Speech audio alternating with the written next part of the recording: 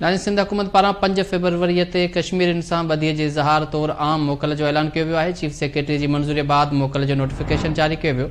5 February ते कश्मीरियुनि सां ॿधीअ जे इज़हार लाइ आम मोकल हूंदी। नोटिफिकेशन मूजिबि 5 फरवरी सूमर ॾिहाड़े सिंध अंदरि समूरा सरकारी इदारा बंदि रहंदा।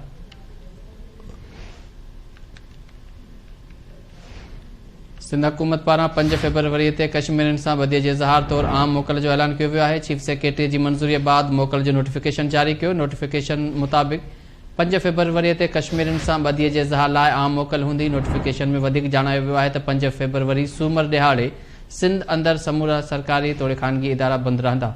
तफ़सील मालूम कंदासीं। सगीर चांडियो असांखे जॉइन कयो आहे। सगीर, छा तफ़सील आहिनि?